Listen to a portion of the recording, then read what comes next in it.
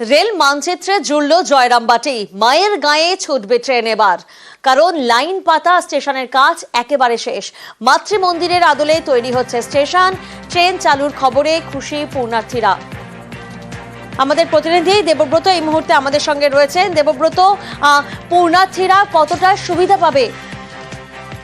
একদমই দেখো, পুণ্যার্থীদের জন্য একটা ব্যাপক সুখবর। কারণ এতদিনে জয়রামবাটি মাতৃমন্দিরে আসতে গেলে হয় বাস বা ছোট গাড়ির ভরসা করতে হতো, কিন্তু এখন দাঁড়িয়ে কিন্তু ট্রেনের যোগাযোগ হচ্ছে। একদিকে যেমন হাওড়া থেকে আরামবাগ হয়ে জয়রামবাটিতে প্রবেশ করতে পারবে, অন্যদিকে বিষ্ণুপুর হয়েও কিন্তু এই এলাকার মানুষ প্রবেশ করতে পারবে জয়রামবাটিতে। কারণ দীর্ঘদিনের দাবি ছিল এই জয়রামবাটি মাতৃমন্দিরের ট্রেন লাইনের ব্যবস্থা, যে কারণেই বর্তমান মুখ্যমন্ত্রী তৎকালীন রেলমন্ত্রী মমতা বন্দ্যোপাধ্যায় 2000-2001 অর্থবর্ষে এই প্রকল্পের উদ্বোধন করেন এবং সেই প্রকল্প চালু করেন। যদিও বিভিন্ন জটে আটকে ছিল এতদিন, অবশেষে সেই জট কাটিয়ে কিন্তু যুদ্ধকালীন তৎপরতায় এই এলাকায় রেল লাইনের কাজ চালু হচ্ছে। খুব শীঘ্রই কিন্তু এই কাজেরও উদ্বোধন হবে। প্রিয়াঙ্কা, বেশ। গোপীনাথপুরে যে ট্রেন চলবে এটা সবারই একটা কল্পনার বাইরে ছিল, যেটাকে বলা যায় কল্পনাতীত। তো সেটাকে মোটামুটি 2 থেকে 3 বছরের মধ্যে সেন্ট্রাল গভর্নমেন্ট করে দেখিয়েছে এবং ভাবাদিগির কারণে যে জটটা ছিল সেটাও মোটামুটি কেটে গিয়েছে। তো যেটুকু জানা যাচ্ছে 26 তারিখের মধ্যে সিআরএস কমপ্লিট হবে, সেটা গোপীনাথপুর থেকে জয়রামবাটি পর্যন্ত, এবং জয়রামবাটির পর থেকে কামারপুর পর্যন্ত কাজ প্রায় অনেকটাই কমপ্লিট এবং লোকাল মানুষের সহযোগিতার সাথেই কাজটা সম্পন্ন হয়েছে। এবং তাতে করে কি সবারই একটা আনন্দের ব্যাপার যে গোপীনাথপুরে ট্রেন লাইন হচ্ছে। এটা আমাদের তো একটা স্বপ্ন ছিল, তো স্বপ্নটাকে সার্থক করে দেখাতে পেরেছে সেন্ট্রাল গভর্নমেন্ট এবং রাজ্য সরকার দুই। তো তার জন্য সবাইকে অসংখ্য ধন্যবাদ। মা ঠাকুর স্বামীজির আশীর্বাদ, আর আমি তো আজকে 50-60 বছর আছি, যে এই যে জয়রামবাটিতে রেল চলবে এটা তো আমরা স্বপ্নই করতে পারছি না।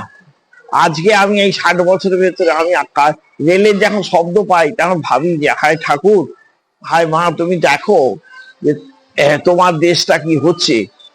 এত সুন্দর, এত ভালো, আমাদের হাজার হাজার রামকৃষ্ণ মিশনের শিষ্য ভক্তরা একবারে হাঁ করে আছে কবে হবে, কবে আসবো। আর এই যে সুবিধা, পাবলিকের যে কত সুবিধা হয়েছে তা বলে শেষ করতে পারবো না।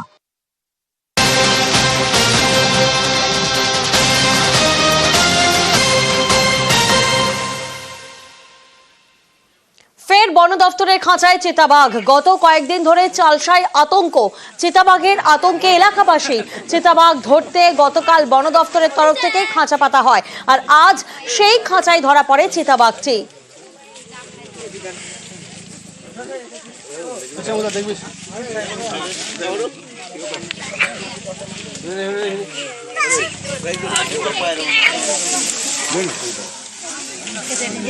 लोड हो रहा है। হাওড়ার বেলগাছিয়া, এই জায়গার নাম শুনলেই এখন কি মনে আসছে? জলসংকট, ধস, ঘরে ফাটল, মাথার ছাদটুকু নিয়ে অনিশ্চয়তা।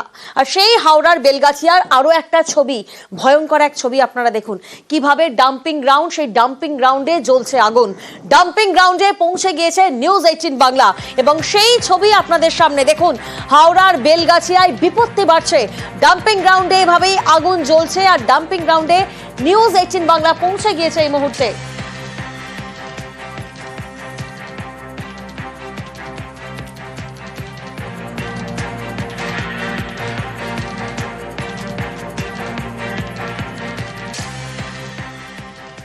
ডাম্পিং গ্রাউন্ড, সেখানে আগুন জ্বলছে, আর সেখানে পৌঁছে গিয়েছে নিউজ 18 বাংলা এবং আমাদের সঙ্গে আমাদের প্রতিনিধি দেবাশিস এই মুহূর্তে রয়েছেন।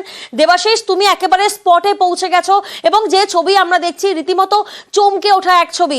একদিকে তো বাসিন্দারা, তারা মাথার ছাদটুকু নিয়েও অনিশ্চয়তায় রয়েছেন, আর অন্যদিকে এই ছবি তো আরো উদ্বেগ বাড়াচ্ছে। দেবাশিস,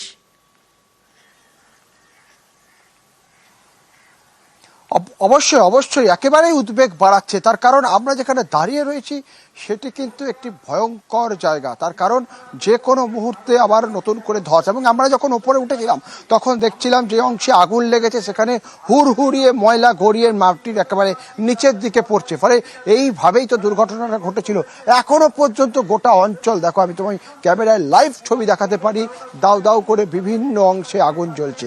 ফলে এই যে আগুন জ্বলা, অর্থাৎ যেখানে সেখানে মিথাইন গ্যাস রয়েছে সেখান থেকেই কিন্তু এই ধোঁয়াগুলো বেরোচ্ছে এবং কোথাও কোথাও আবর্জনা সেখানে প্লাস্টিক থাকলে কাগজ থাকলে সেগুলি দাউ দাউ করে জ্বলে উঠছে। ফলে এই মুহূর্তে দাঁড়িয়ে এই যে অংশ, মূলত এই যে পাহাড়টা যেটা আমি তোমাকে দেখাচ্ছি আবর্জনার পাহাড়, সেই আবর্জনা পাহাড়ের একটা অংশই কিন্তু কার্যত ভেঙে পড়েছে, অর্থাৎ এই যে সামনের অংশটা সেটি নিচের দিকে নেমে এসছে। ফলে আরও সময় যত বাড়বে তত কিন্তু বিপদ বাড়ার আশঙ্কা থেকেই যাচ্ছে।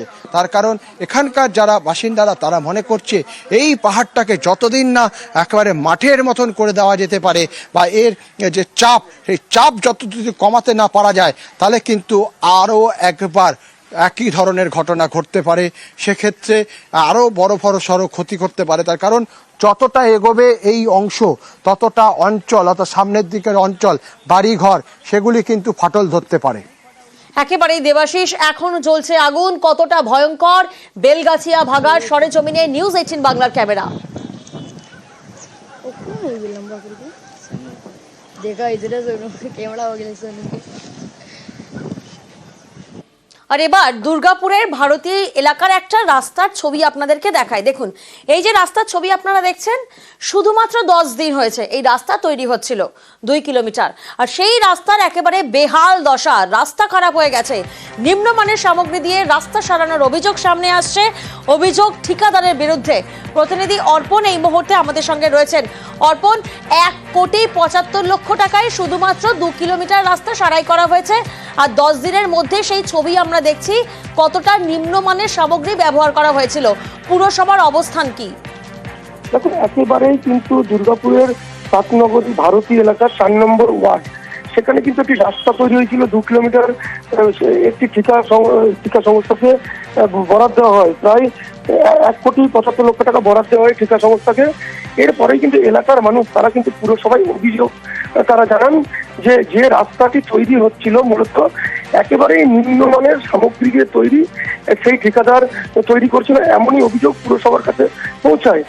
পুরসভার কাছে কিন্তু অভিযোগ যাওয়ার মাত্রই কিন্তু পুরসভার তরফ থেকে কিন্তু অ্যাকশন নেওয়া হয়, কারণ পুরসভার তরফ থেকে একেবারেই সেই রাস্তা পরিদর্শনে আসেন মেয়র পরিষদ সদস্য এবং ডিএমসির যেসব ইঞ্জিনিয়ার, তারা কিন্তু আসেন।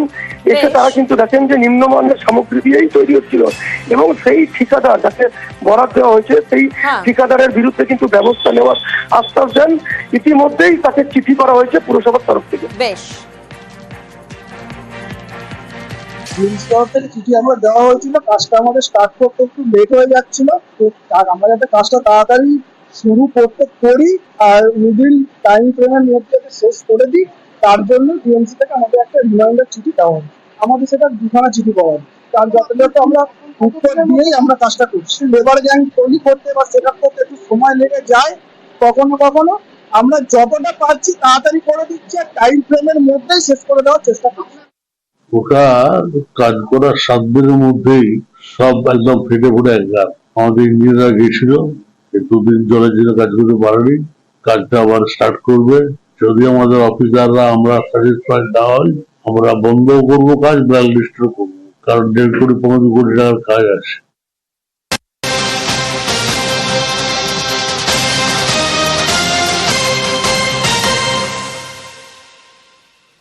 আর এবার দেখুন, একটা ফেরিঘাটের ছবি দেখাচ্ছি আপনাদেরকে। এই যে ফেরিঘাট কতটা বিপজ্জনক এবং কিভাবে যাতায়াত করছেন দেখুন স্থানীয়রা। এই ছবি হাসনাবাদের ডাসা নদীর ফেরিঘাট, যেখানে এক সময় জমজমাট ছিল এই ফেরিঘাট, আর এখন জরাজীর্ণ ফেরিঘাট। কতটা বিপজ্জনক, কতটা ভয়ঙ্কর, কিভাবে দেখুন স্থানীয়রা সেখান থেকে যাতায়াত করছে, যখন তখন কিন্তু বড়সড় একটা দুর্ঘটনা ঘটতে পারে। প্রতিনিধি অনুপম এই মুহূর্তে আমাদের সঙ্গে রয়েছেন। অনুপম, বিপজ্জনক এই ফেরিঘাটে তো নিত্য দুর্ঘটনা ঘটছে, স্থানীয় প্রশাসন বা পঞ্চায়েতের নজরে কি এই ফেরিঘাটের ছবি আসছে না? দেখো, এইটাই সব থেকে বড় কথা, যে এই যে হাসনাবাদের যে দাসা নদীর যে পারঘাটা বলে যে ফেরিঘাট, সেই ফেরিঘাটটা দীর্ঘদিন ধরে এরকম বেহাল দশা। একটা সময় এখানে একটা ফেরিঘাট ছিল, কিন্তু বহুদিন আগে সেই ফেরিঘাটের অধিকাংশটাই ভেঙে নদীতে চলে গেছে। বাদ বাকি যেটুকুনি রয়েছে সেটারও বেহাল দশা। এলাকার স্থানীয় মানুষ বহুবার স্থানীয় পঞ্চায়েতের থেকে শুরু করে বিডিও অফিস, ব্লক অফিস সব জায়গায় জানিয়েছে, কিন্তু কোনো কাজ হয়নি। অবশেষে স্থানীয় মানুষ তারা নিজেদের উদ্যোগে যে বৈদ্যুতিক যে পোস্ট, যে খুঁটি, সেই ভাঙা খুঁটি নদীর চরে পাঠিয়ে সেখান থেকে ঝুঁকি যাতায়াত করে এবং তার উপর দিয়ে বাইক, সাইকেল, স্কুলের ছাত্রছাত্রীরা, এমনকি রুগী, হাসপাতালের রুগীদেরকে পর্যন্ত তার উপর দিয়ে কাঁধে করে নিয়ে আসতে হয় এবং প্রতিনিয়ত সেখানে কিন্তু দুর্ঘটনা ঘটে। আর বর্ষাকাল হলে তো কথাই নেই, পায়ে পায়ে দুর্ঘটনা লেগেই থাকে, প্রতিনিয়ত দুর্ঘটনা লেগে থাকে। এবং এই নিয়ে এরপরে আমরা কিন্তু যে স্থানীয় যে পঞ্চায়েত সমিতির যে সভাপতি, তার সঙ্গে আমরা যোগাযোগ করেছিলাম। তিনি যেটা জানিয়েছে যে এই সমস্যার কথা তারা ঊর্ধ্বতন কর্তৃপক্ষকে জানিয়েছে। কতদিনে ব্যবস্থা হয় সেদিকেই নজর থাকবে। এই ঘাটটার যে অবস্থা, আমরা যে কোনো মুহূর্তে বিপদের সম্মুখীন হতে পারি। আমরা চাই যে ঘাটটা যাতে তাড়াতাড়ি ঠিক হোক। এখানে যখন তখন পড়ে হাত পা ভাঙতে যে পড়ে যাচ্ছে, ভাটার সময় দেখছি জলে নেমে ওঠানামা করছে, এরকম কন্টিনিউ হয়। কোয়ারেন্টিন আর বনমাতার সময় বিশাল খারাপ। দীর্ঘদিন জানাইয়ে কোনো সুবিধা পাইনি। এই মত জেলায় জানাইছি, বিডিওকে জানাইছি, জেলা পরিষদকে জানাইছি। শুনছি ঘাটটা জেটির অবস্থা খারাপ, মানুষ পারাপারের জন্য জোয়ার ভাটায় ডিস্টার্ব হচ্ছে। নদী বাঁধ তো ইরিগেশন দপ্তর, আমরা ইরিগেশন দপ্তরে করে যাতে মানুষের সুবিধার্থে ফেরিঘাটটা সংস্কার করা যায়, জেটি ঘাটটা সংস্কার করে মানুষ ভালোভাবে চলাচল করতে পারে, তার জন্য আমরা ঊর্ধ্বতন কর্তৃপক্ষের কাছে যোগাযোগ করে অবিলম্বে তার ব্যবস্থা নেব।